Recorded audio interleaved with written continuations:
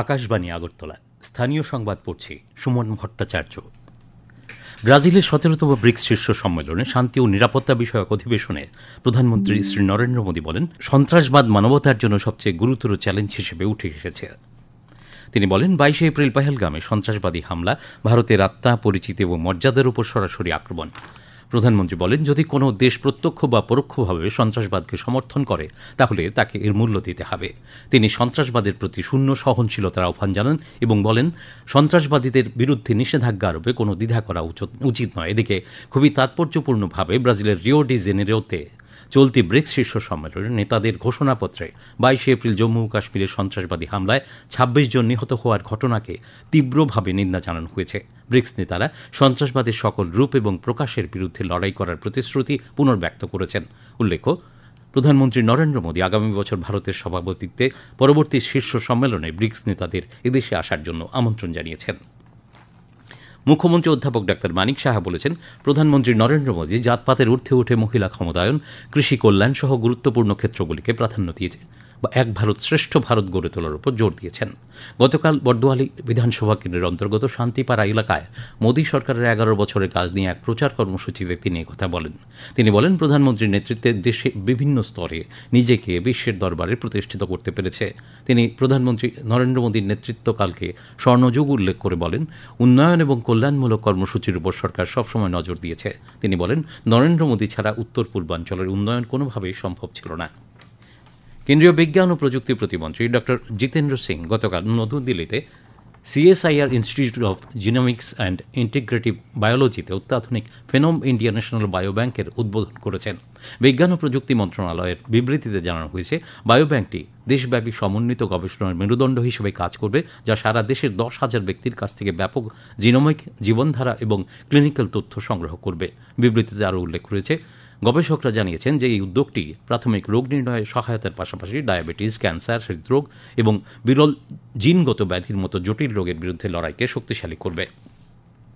Doctor Shyamaprasad মুখার্জির জন্মজয়ন্তী এবং 14 বাধারঘাট বিধানসভা কেন্দ্রের অন্তর্গত 43 নম্বর বুথ কার্যালয়ের উদ্বোধন উপলক্ষে গতকাল শহর দক্ষিণাঞ্চলের মিলন চক্র ক্লাব প্রাঙ্গণে বিনামূল্যে এক স্বাস্থ্য শিবিরের আয়োজন করা হয়।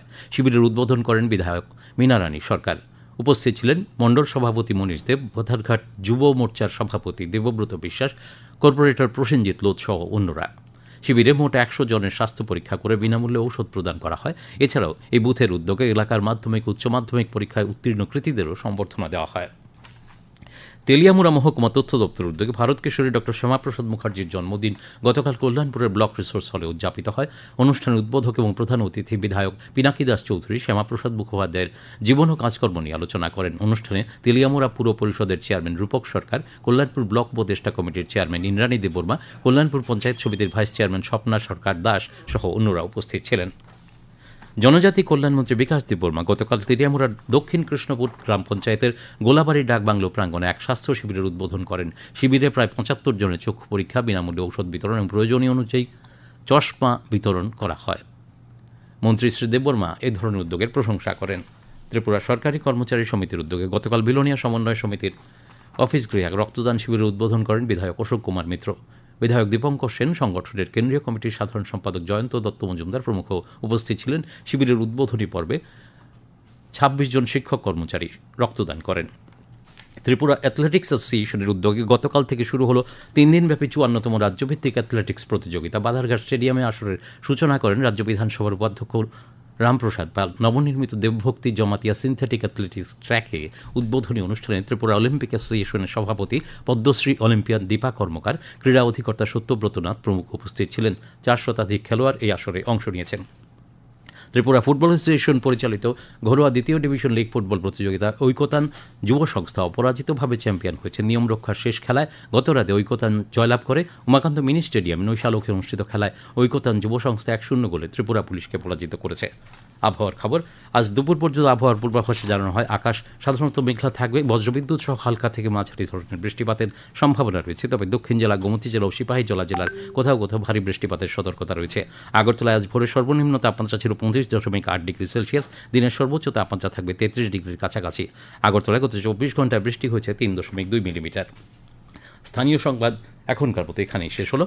পরবর্তী বাংলা স্থানীয় সংবাদ প্রচারিত হবে আজ সন্ধ্যা 7:55।